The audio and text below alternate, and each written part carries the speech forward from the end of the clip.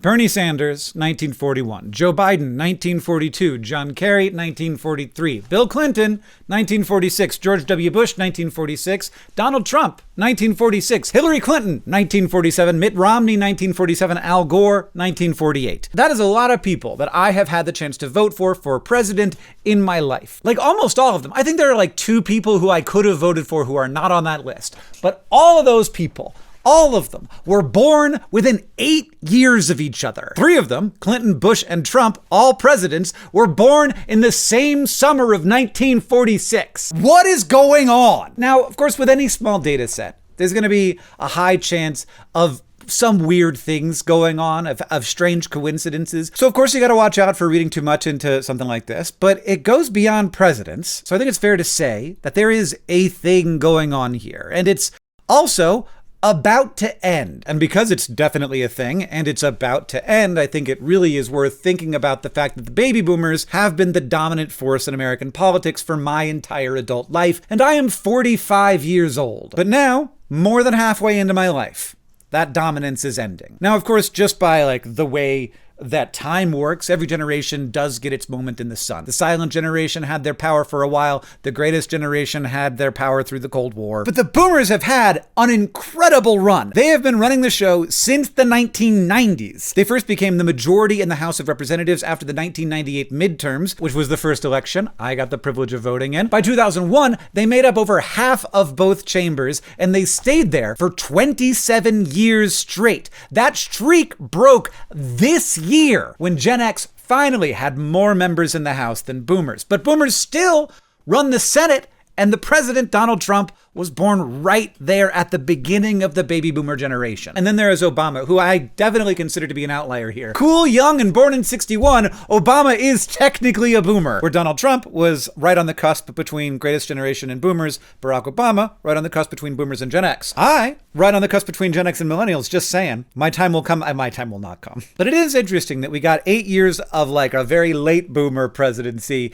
and then went back to 12 more years of boomers! 12 more! So what happened? Well, I'm going to tell you my thoughts on that, but first, this video is sponsored by Ground News. It's a website and an app that gathers related articles from around the world in one place and gives you the context about the source's political leaning, their reliability, their factuality, and also who owns them. This lets you easily compare coverage and understand the bigger picture, and also like understand the parts of the news that you aren't seeing. One of my favorite things is to look at articles that are being covered like only by the center and not by either side. It's just like totally different kinds of news. One thing you know I'm searching for a lot is Comet 3i Atlas. And they actually have like a 3i Atlas category that you can add to your homepage and look at that all the time. And you can check out these results from the Meerkat telescope and how they're being covered by different organizations. Like this one from the center, I don't know, a little bit confusing to me. First radio signal detected from 3i Atlas as it swiped past the sun, because that's going to seem to people who are not familiar with how radio telescopes work like it's a radio signal, which sounds to the average person like it's a man-made thing. And this is an organization, though, of mixed factuality. But then we've got Live Science with very high factuality. Astronomers detect first radio signal from interstellar comet 3i Atlas, but it wasn't aliens. From the left, radio signal crushes alien theory about interstellar comet 3i Atlas on Gizmodo. And from the right, is 3i Atlas a spaceship? Comet's solar turn reveals more hints of alien origins, Harvard expert. I wonder who the Harvard expert is. This is so weird to me because this isn't like a story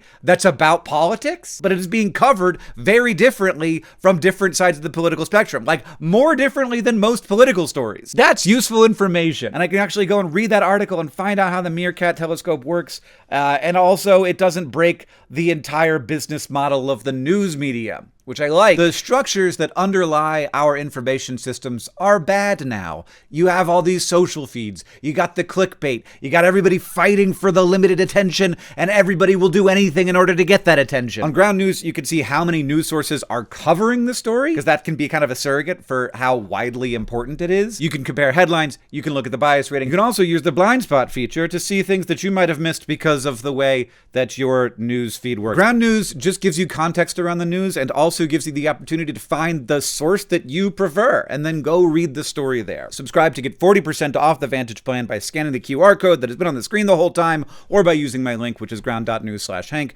which is also in the description. Now, back to the video. Why has one generation held on to power longer than any other in American history? Part of the answer right up front, I think, is like the boring and good news of biology and medicine. People are living longer. They are living healthier. Medical care is better. The average senator is 65 years old. A fifth of all of Congress is over 70. There are 19 members in their 80s. Chuck Grassley, who is 91, will be 95 if he finishes his term. We talk about the gerontocracy. Part of the reason why it exists is just that people are physically capable of keeping their power longer. Perhaps they have always wanted to keep staying in power, but they have died. They've had heart attacks, and then they aren't in Congress anymore. So that's part of the story, but it's only part of it. There's also a piece that is structural, about the structure of politics and American government. Because it's not just that the people are old, it's that our political system makes it hard to get people out of office. There is a tremendous advantage to incumbency, or at least there was for a long time, and people keep not dying. So if you get both of those things, like if it's easy for someone to stay in power and they don't die, then they're gonna keep getting older. But what are the structures behind this incumbency advantage? So over the last few decades, congressional districts have become much safer. Fewer and fewer seats are genuinely competitive, and that has happened because of gerrymandering. Like, if given the chance, elected officials will redraw the lines of congressional districts to make life easier for themselves. Why wouldn't they? That can lock in incumbency directly, but it can also increase partisanship, which means that incumbents rarely lose to the other side because their districts become more and more supportive of them as the country gets more partisan. As everything begins to be considered nationally rather than locally. This is a thing in Montana, where like the Montana Democratic Party, this is where I live, for many decades was very different from the National Democratic Party, but it can no longer be imagined that way. And so this is a pure red state, whereas we used to have a Democratic governor not so long ago. We used to have Democratic representative. We used to have a Democratic senator, because the Democratic Party was different here, because it's different here. It's Montana. It's not like California. So this rise of partisanship means incumbents rarely lose to the other side. So most of the challenges these days come from people within your own party running against you, specifically because the gerrymandering drives that partisanship, which means that often you are being challenged by someone who holds your views, but like the more extreme versions of them. Political scientists have a name for this. They call it the vanishing marginals problem. Fewer districts are decided by slim margins, which means fewer opportunities for turnover. So that's one piece of the structure. There's another structural thing here. The way DC works, insiders with a lot of experience are more able to deliver for their districts, which makes them harder to run against. So if you've been in it and you know how it works, then you're just better able to do the job than somebody who'd be coming in fresh. So that's like a second structural thing. A third structural thing is just that politics has become more complex, and incumbency comes with a bunch of advantages, like name recognition is part of it. Like, you're out there doing stuff and being in the news, but also like you've built up staff. You have a good team. You have media access. You can be on the news. You have fundraising networks that are already built and operating. And speaking of fundraising, our last structural thing is that in 2021, the silent generation and baby boomers together made up around 43% of voters, but nearly 80% of political spending. This is nuts. This made me like mad. When I first read this, I got actually mad. But like, of course they do, because boomers have around $80 trillion compared with the wealth of Gen X's $45 trillion. That's a big difference. And because a lot of those boomers don't have very much wealth at all, it means a lot of them have way more like disposable wealth. Wealth that they'd like to do something with. They'd like to make a difference with. They're no longer maybe working to make that difference. And so instead, what do? They spend that money making politics go the way they want it to go. Though, to reiterate, I always have to say, whenever talking about wealth and generations, this is not equally distributed inside of the generations. There are many people in the baby boomer generation living in poverty. I just feel like that never gets said, so I have to say it every time. And this isn't just about the dollars, it's about the built infrastructure around it that takes years to develop. Donor relationships, PACs and super PACs and bundlers and fundraisers. All of this is a system, and it is very important, and it is hard to build. It takes a long time to build. And the system that exists right now is built by and for the people who have already been in power for decades. If you're 30 years old and you want to run for Congress, you're not just up against another candidate, you're up against an entire generation's political machine. And you're probably not Soren Mamdani thrust into the political spotlight. You're probably running for like Florida's 32nd district and nobody's ever heard of you. I don't even know if Florida has a 32nd district. That seems like a lot. Florida's 32nd district. It does have one. Brevard County. I've been to Brevard County. Brian Hodgers, who won by around 2,000 votes. That was a pretty close one. So that was actually kind of I picked a marginal-ish district. The point is, the political apparatus is complex now, and this was not always the case. In the 19th century, almost half of lawmakers had no prior political experience. They were citizen legislators, which is like a word that historians have made up because this is a phenomenon of history. These are people who briefly served and then went back home to their jobs. Now, politics is the job. You lose too much when someone leaves. You lose that name recognition, you lose those donor relationships, you lose a bunch of institutional knowledge of the arcane systems of fundraising and of politics. And this professionalization of politics happened right as the boomer generation came of age. They were the first to grow up with television campaigns and national fundraising and professional consultants, all the tools you need to make politics a career. So those are the structural things. We've got biology, we've got medicine, and we've got structure, but there's also, I think, a last thing, and that thing is a story. America, after World War II, was, in many ways, the great that President Trump says we should be again. This was a nation that had just defeated fascism. It had been the deciding factor in a world war. It had built the atomic age, and people had come home to this booming economy, a flood of suburban optimism. They are young. They are in their teens and 20s, and they are full of this moral certainty because we were the good guys who won. And they all knew people who had died for that win. And the amount of change that had happened in their parents' generation. So their parents might have been growing up in a world where 15% of children in the US died before the age of 5. And these people would usher in a world where that number dropped so far that a child dying went from being a common occurrence to an unthinkable tragedy. They watched their parents build the highway system and then space programs. And then rock and roll, baby! So when boomers took this power, they were not just inheriting a country, they were bringing this myth with them about what the country was. That's what makes the world of the 1950s feel so great to them. Full of this unity and this confidence and this upward motion, and everybody in power just kind of pretended together that all the bad things didn't exist. And this thing that they grew up with, it makes perfect sense that they spent the last 27 years trying to recreate it. While working on this script with Kevin Lankes, both of us could not help but call to mind this XKCD comic. Every Christmas, and I'm fine with this, we're out here replaying the soundtrack of their youth. But also, for my whole life, we have been electing the cool guys who were just a little bit older than the average baby boomer. The ones who could still remember and speak to that great America, who grew up when it felt like the world made sense and America was unquestionably good. Every holiday season is a boomer nostalgia loop. Every election feeds off of that same nostalgia loop. But for everyone younger, that great is something we only ever heard about. And we're also very aware that it was not great for everyone.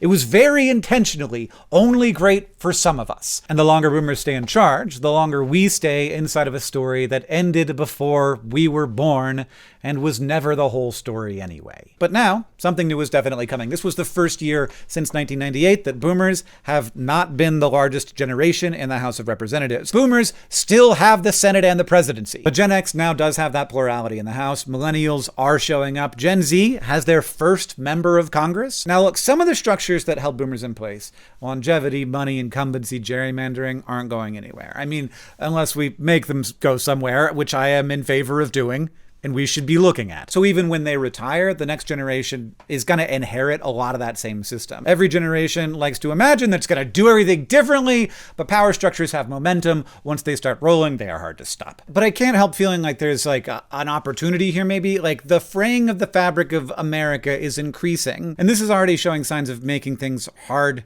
for everybody. Because it makes things very hard to do, that means that if you're going to actually do something, you have to just be the ultra powerful person. It's actually a force that pushes toward autocracy. Because if you have problems and the normal systems can't solve them, then you have to create new systems, and that means suddenly the president runs both the executive and the legislative branch. Which means that every 4 years we hire ourselves a new autocrat, which is not how it should work. But People are waking up to the systems that push for this. And as you probably know, I think that this is mostly due to the fact that communications revolutions are always very societally disruptive and in surprisingly repeatable ways. Also, you may have heard, I think that gerrymandering is the dumbest shit. It's so dumb. It's really stupid to let the people who get elected for the districts draw the lines of the districts, and most places don't do it that way because it's so dumb. However, I can also see as part of it that this hegemonic generation is finally losing its control. And that means that maybe there's a chance for like doing something a little bit different. I like to think that division for the sake of division will start to look like the embarrassing stuff that the older generation did. I'm probably wrong about that, but I like to believe that there might be something to this working together nonsense. As a younger colleague said to me recently, imagine being incapable of compromise and telling yourself it's because you have strong morals. I replied with a fire emoji. But we are at a fraying. I think because of the structures of news media and social media and gerrymandering and all of the other stuff we talked about in this video, but also maybe because of the breaking of the hegemony of the boomers. And if the hegemony is ending, and unless there are some really sudden medical advancements, it is ending, there is a chance for something new here. Who steps into this space? What do they look like? Is it an AOC vibe or is it a JD Vance vibe? Is it a Don Jr. vibe or is it a Pete Buttigieg vibe? What captures attention now? What will be capturing attention 5 or 10 years from now? Is it hatred and division? Is it hope and understanding? What I think is that right now, America is like holding auditions for the next story. There's like a simple boomer version of the story. It's this mythic thing. America as a moral superpower. We are a nation of winners, unified by prosperity and purpose, but that story doesn't hold anymore because the world it described doesn't exist anymore. The post-war economy is gone. A lot of hope is gone. Right or wrong, this is a much more nihilistic moment. So what do we do next? Honestly, the fact that that is a question at all is giving me a little bit of hope, but I don't have good answers for it, but I would like to have a conversation about it, and so I'm going to do that now. I don't think that anybody has any idea what's coming, but I feel like you have a better idea of what's coming than I do. Everyone, this is Joshua Doss. What's the correct thing to call you? Are you a pollster? I'm a pollster. Yeah. Pollster by trade. I work at a consulting firm, but I do data at the political consulting firm. What do I know about pollsters is except mostly that it has become an impossible task, and over again the things that I feel like pollsters are telling me end up not being reflective of reality. Though it tends to only be in elections where Donald Trump is involved. But yes, lots of thoughts on that. If I know that's not what typically where we want to go down, but the high level thing I'll say is that the polls are usually much closer than what people are giving them credit for, given the feat of predicting turnout. It is usually how they get interpreted that disappoints people. Is it just like schmucks on social media doing the interpretation? No, I think it is pollsters who are more public facing, which like I guess I'll incriminate myself in that. Yeah. And the media as well. But internally, I worked at a polling firm that has not missed an election prediction yet. Yeah. For the last 50 years, they've been right. And that type of polling does exist. It just doesn't end up on CNN. The big high level thought I had here was basically it's going to be different and we're kind of deciding. Like we're like holding auditions for the future of American politics right now. Does that track? Does that feel right to you? Yeah, for sure. 100%. Could you create a set of categories for what those actors, who they might be? We have the obvious ones of like the next person will be of that. I mean, you could put Donald Trump in that like anti-establishment class, but like, yeah, he's a populist in how he speaks. There is likely going to be a populist in how they legislate, how they govern. Not to just like be a prisoner of the moment with Mamdani, but like really this energy was building from Bernie. It's been building for a while. We're probably due for something like that. You know, it is so tricky to predict because even within, I get where you're going with like the homogeny of like them all being boomers, but like when you look at where we went from Bush to Obama, it was completely like we go from like a time period where we're caring mostly about national security. We come fresh from 9/11. We're like the politicians are wearing flag pins and you know. And then Freedom we get fries. and then we get a darker skinned person with a weird name, right? Or even the move to Trump. We're coming at a time where the Republicans are actually like opening up their tone a little more on immigration. And then here he comes with this very xenophobic approach that was not where the party was going Ted Cruz. The party was going Marco Rubio. And I thought Donald Trump was going to go that direction too, because he hires all immigrants did. all the time. Like of course, he likes immigrants. They're great. They keep costs low. Yeah. And so I'm saying that to say, like, it is so hard to predict where exactly we're going outside of, like, clearly at some point we will get the populace of the left. Yeah. What feels very clear to me is that there are a lot of things that are working against Donald Trump right now, but one of them is that he lines up billionaires and puts them all around himself. He gilds the Oval Office in Home Depot stuff, spray painted gold. He's like, hey, donate some portion of your billions to my weird ballroom, donate to my presidential library, and I'll give you favors. This very sort of crony capitalism version of populism, which I guess is not like that's not something that doesn't happen with populist leaders. Sometimes they're like, yeah, I'm a populist. And then it's like, and also I really, really would like to benefit financially from the power that I have accumulated here. But it does feel to me, you see these Trump Mamdani voters, you see Trump Bernie voters. And so like the line in my head is not the line in the real world. Right. Between like, this is a conservative, he's a nationalist, he's xenophobic. And then Bernie over here is like the opposite of all of those things. But they have the same thing in that they are right, that people are pissed off about how things are right now. There's a kind of lack of dignity, a lack of respect from society. They're tapping into the longing for the retrenchment of the status quo. I mean, this is where Vice President Harris, I think, went a little wrong with her campaign. It's like she protected the very institutions that are in the trash right now. You ask people, do they trust the institution of politics? Even it goes as far as the institution of religion, the institution. People don't trust institutions anymore, or at least the way that they used to. And I think the Trump Mamdani voters both hear that in their candidates. The only difference is like Donald Trump became the institution. Like he usurped the entire party and still blames the system of politics that he's created. He's in charge of the entire government, but the government is still the problem. And I can't exactly square that circle, but it doesn't really matter. You know what I mean? This institutional thing to me feels like an inevitable, like this happens when there are media revolutions, when more people get access to the levers of communication. There tends to be an anti-institutional moment, and then you rebuild those institutions and they tend to be better when you rebuild them. That transition time tends to be unpleasant, and it can be anywhere from a couple of decades to a couple of centuries. So let's hope for the transition being relatively short. Like, I feel there's like something very interesting about Pete Buttigieg not wanting to talk about Zoran Mamdani. Yes. And because they do represent these two different versions of things, but they have something in common that I'm obsessed with, which is that they're both explainers. Yes. So Zoran like goes on and he's like, here's what we need to do. We need to have a corporate tax that matches New Jersey's, and we need a 2% millionaire tax. And I need to make alliances with Albany to make that happen. And I'm like, that was so few words. And I understand exactly what you mean. And so does everybody who heard them. And Pete is also great at this, where he's like, instead of having this long conversation about how Donald Trump is corrupt, he says it in 16 words. And you're like, yeah that is freaking corrupt. That's some corrupt right there. One of them is an explainer that's like, we need to do things fundamentally differently. And one of them is an explainer who's like, all these people are working really hard, and actually the systems we have right now are pretty good. I really don't mean this in any way to undermine Mamdani. I think he's extremely talented, and I'm hyped to see what he does in New York. Yeah. But you did see the closer he got to becoming the mayor, how his tone about some of those, like how the institutions started to change. His tone about the federal, the police, his tone about.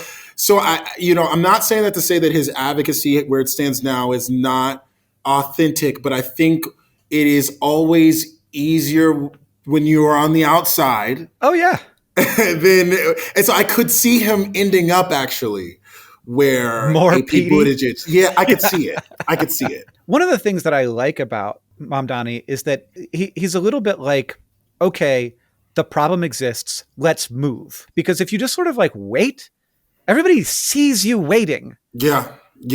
I think that sometimes we can be like, You look at the consumer price index and you look at like all of these, like, well, like I could see where like how people are doing, but when you ask people how they're doing, what are their Yeah, worries, what are their big concerns about? we're definitely affordability is the big thing of just like everyday goods costs. Like I remember for a while before Biden announced that he was going to run again, my firm was doing some work with that administration, and we were big on it was wages, wages, wages. That's what we thought where people were, and more Mm-hmm. so than people wanted their wages increased, they wanted the prices of things to come down. I think to the point that you're talking about, like the consumer price index and the GDP and the GNP and unemployment rate and these like large Mm-hmm. macroeconomic measurements, they don't capture the pain that people are feeling. So one of the things that we started tracking, which is like, do you feel like you're spending more money on groceries today than you were last year? And currently right now today, 77% of people feel that way. That was just, it had more of a correlative relationship with where people were, no matter Mm-hmm. what the jobs numbers were. So yeah, I think it's mainly affordability. It's mainly what's right in front of people, gas, groceries, and those things. Is there some way that you look at people's faith in institutions? Yeah, we just straight up ask. I mean, there's ways you can do it. There's like a sliding scale of warmth. So when people are taking surveys online, they're like, how warm or cold do you feel about these institutions? Sometimes we'll just give them a number. Not only are people's trust in institutions low, it's declining. It's been declining ever since I became a pollster. I bet it's been declining since before that. Oh yeah, yeah, I'm Yeah. sure. I've just watched it Yeah. decline every year. The fact that you can see it over those not that many years means that the rate is pretty rapid. It's It's not like stark. off. It's not like so close that you're not sure year to year. If it's Yeah. really going down every year, that's And like I significant. said before, it's not even just politics. I mean, we're watching like Black people renegotiate their relationship with the institutions of Christianity. Mm. We're watching all types of like our relationships with like academic institutions, the Yep. trust in Yep. academic institutions. JD Vance is doing a Yeah. really good job of making people wonder whether or not they should trust the Harvards of the world. I mean, Yeah. it's a holistic thing that I think we're gonna have to account for. I don't know how, but we're gonna have to at some point. Do you think that part of what is next is some systems that rebuild that trust somehow, or I do think it's you good. or do you because there's only so much like a leader can be like, that thing over there is the problem and I want to be in charge of it, and then keep saying that thing over there, I'm in charge of it, but it's still the problem. I don't think it'll be like a one leader or even like a one movement. I think a lot of it is coming from the rapid increase in globalization. We have such a inelegant, I'll say, hold on what is true and what's not when we open our phone and read it. And it is just making people so cynical Mm. about everything they thought they knew. And the thing that is the reason why it's so effective is So because some of that cynicism was warranted, yeah, right? yeah, And for then sure. some of it's just not. Like I'll have people be like, well, I won't take the COVID vaccine because I don't know how COVID works. I'm like, you don't know how your zipper works. Like, but you pull on the lever and zip it up every day.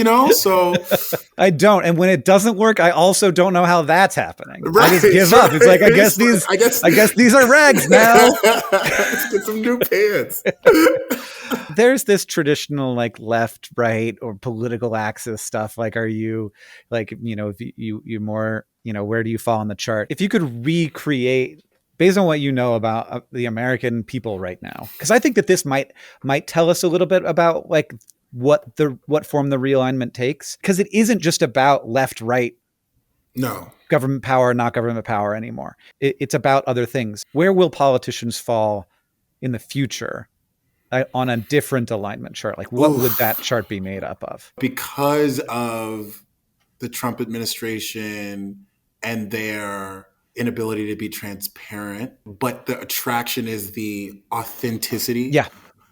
I think there's something there. I think it might not even be authenticity, but it's the feeling of authenticity. Like I see so many Black people, far too many Black men voted for Trump, and they'll say things like, at least I know where he stands. Like I feel like I at least know where he stands on this issue or that Yeah. issue. I get him. Yeah. I get him.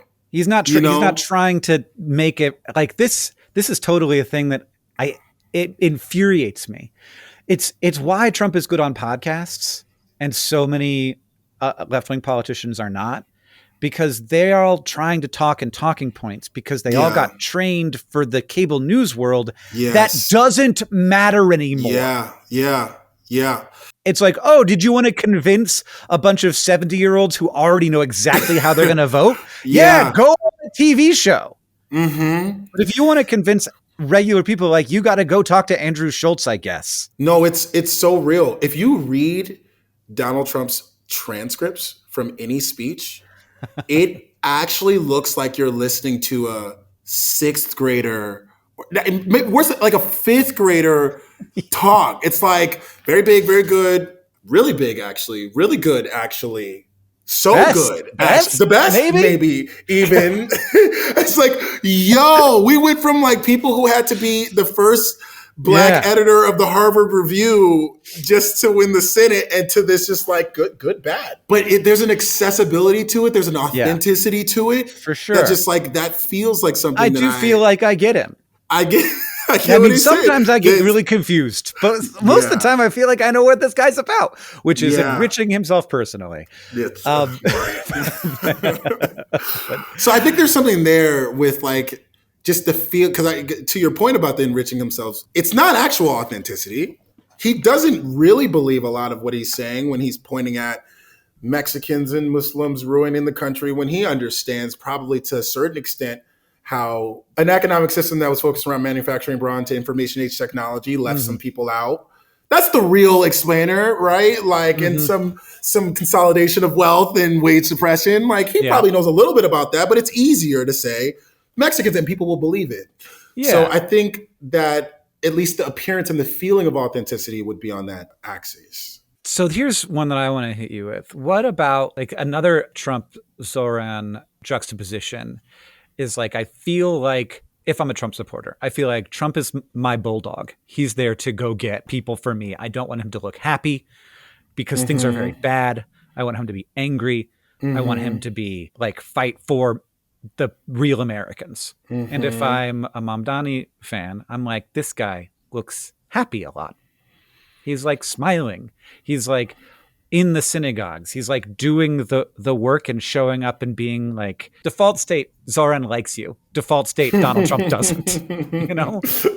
Somewhere on there. And then I think the real axis right now is institutions versus like trust versus no trust. Yeah. And no trust is winning so hard right now. Yeah. I mean, it's not even, it's winning so hard, it might not even end up being like a justifiable axis. I mean, because there isn't anybody on the other side. There's almost nobody over there. I mean, the people that are over there are just actually the institutions themselves. Like the people who work like there. Certainly you're not going to win an election being like, I think everything's fine. Yeah. But I do see, Pete Buttigieg is going to run for president. And he's like, I love the Department of Transportation. I love it when people are working hard to make a train car better, and he thinks that Amtrak is probably working hard to make the train cars better. And I'm more of an institutionalist. I think people will know this about me. It's not that I think that the systems are good. It's that I think everybody's trying.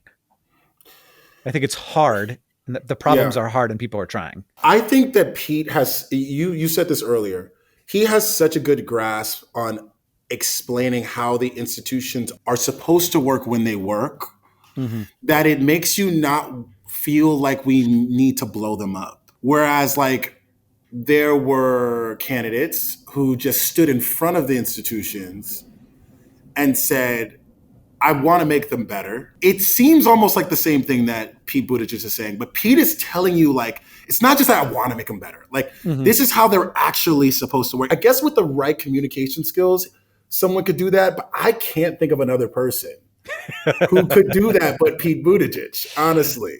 Yeah. Yeah, I was thinking about what's that guy? He's a Texas Democrat and he is talks about his Christianity and his faith a lot. Oh, yes. And like there's a certain sense there of, hey, there are these systems that have existed for a long time, including Christianity. Yeah. But other ones that like maybe when we abandon them wholesale And we do harm to ourselves. But like what you actually have to look at again is that, okay, what are these systems actually supposed to do? And are they doing that? Or are they just being used as levers of power to enrich others and to hurt us? Really at the root of this, it's just so much easier to tell a story and to get attention from a story about how you are being abused by a powerful thing than how you are being helped by a powerful thing. Like who wants to listen to the story about how they actually do a pretty good job of running the highways, you know? I still think, I mean, Tallarico, I looked him up. James Tallarico. Yeah, I still think that his best politicians like him, and they come in different forms. It's not always like someone who can, put a positive light on something like Christianity. It could be a different form. I still think that they will be best served for winning in their communities. Yeah. But broad support and someone to become a rudder of the party, I just do not see it for the Tallarico. So one thing that we know about that we're pretty sure of is that the future will not be one that is shouting about how we should trust institutions. I would be just so shocked if that person could even come out of a primary. I would be so incredibly shocked. It would make me rethink everything that I think I know about this moment. That is what happened to me when I was really sure that Donald Trump could not become president even one time. The second time, though, there was probably the second time I was like, I was like, oh, this was I mean, I'll tell you what. On January 8th, I didn't think he was going to be a president second time. I was like, there's no way. And then we started doing some more polling closer to the election. And I was like, oh, no, there's a way. Oh, yeah, there's a way. Turns out there was a way. We were talking a lot about Democrats. What do you think the sort of the right version of this story is? Is it the future of the right? Is it J.D. Vance vibes? I really don't think it is. I think that J.D. Vance is really well positioned to like be a good Republican candidate in this moment. But maybe I'm wrong on this, but I actually think that like the next moment of the Republican Party will try to get away from the MAGA tone. Now he will try to change his tone because he'll be whatever he needs to be. It does seem like that is a J.D. Vance trait. Yeah, but I don't think, and this is also true of cults. Usually when the leader, which they're cult, let's call it this, when the leader's gone, the cult usually dissolves. It's usually the personality and the charisma of the leader that drives the cult. And just by virtue of, if not biology, then ideally the Constitution, or, the rules of the nation, the Trump era, of actually with Donald Trump in charge is coming to an end. I don't think that there is a Don Jr. version of this. No.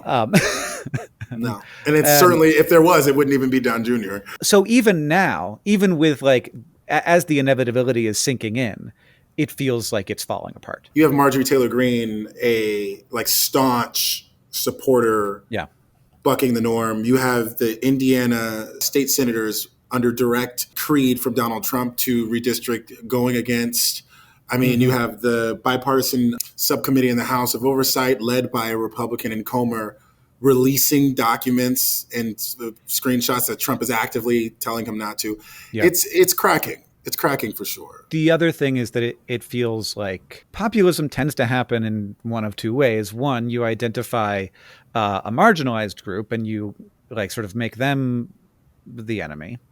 Two, you identify a very powerful group and you make them the enemy. And in part because Donald Trump has surrounded himself and staffed his entire administration with billionaires and done lots of things to sort of like on the table enrich himself with his power at the expense of the American citizen. It's very hard for me to imagine that like the immediate next thing that will happen will not be a populism of the left that is quite powerful. It's the only clear bucket to me.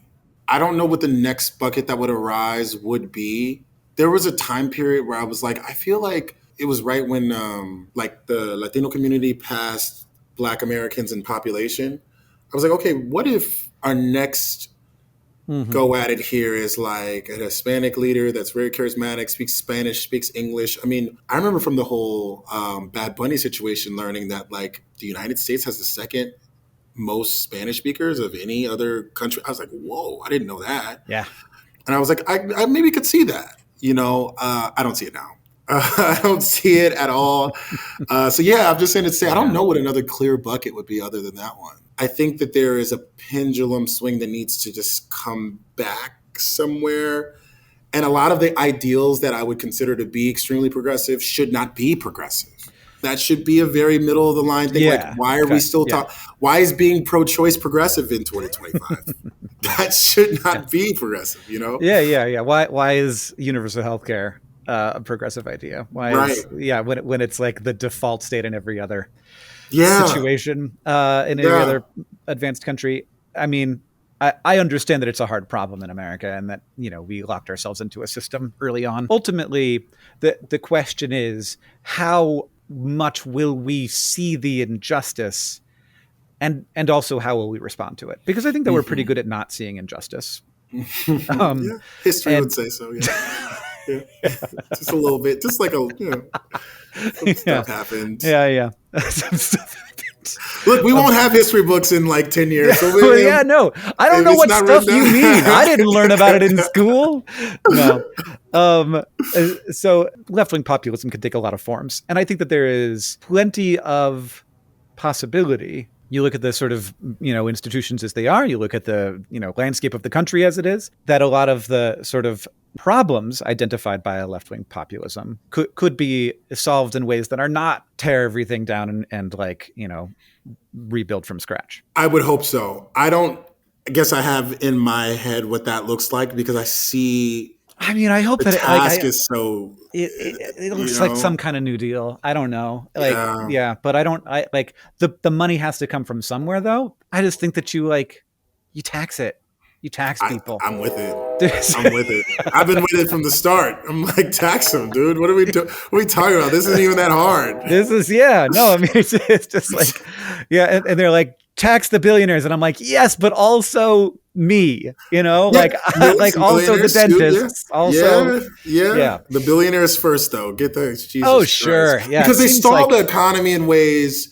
Like you're not buying a billion groceries, $1 billion worth of groceries, $1 billion There's all worth kinds of problems. I mean, the real reason to tax the billionaires is because they immediately have shown that they will happily degrade democracy and become oligarchs. These people don't have like an alliance, like some kind of ideological connection to capitalism. They will happily no longer have competition. They will. That's the goal. They would love to be oligarchs. Absolutely, and that is like the competition pieces where I always like kind of stop and correct people when we get critical of capitalism. At least if we're being academic about it, because capitalism, the way that it is originally laid out, is one that is supposed to increase competition. It is a competition forward economic structure. Corporatism is not, and we're at a point of intense unfettered corporatism. We are past the ideas of capitalism. Yeah, and we have got a guy in power right now who will happily sell access to more lax regulation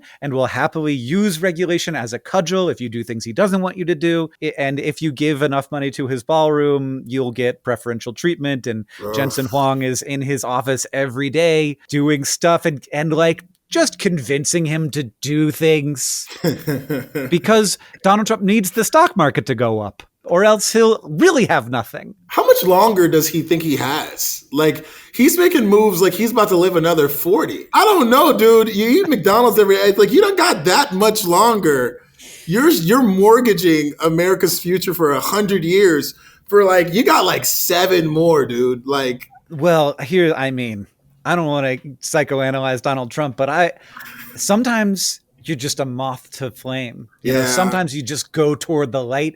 And if you've been doing it your whole career, you just go. You're like, oh, I got leverage. I got to use that to my advantage. Oh, I got more leverage. I got to use that to my advantage. You do the thing. You know, as a guy who's not unfamiliar with some moments in my life when I have seen an opportunity and took it even though it didn't make my life better, I get it to some extent. That's real.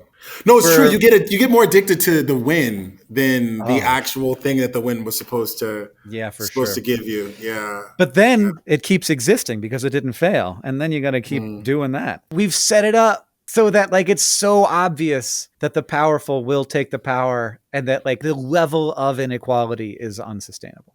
Mm-hmm. It just, Absolutely. We always, it's around the 20, like, am I correct with saying it's around like the 1820s, 1720? Like we get in these 1920s, I feel like we get, it's like a yeah. 100-year cycle. It Like, does feel a little bit like I just have to emphasize how bad the 30s were.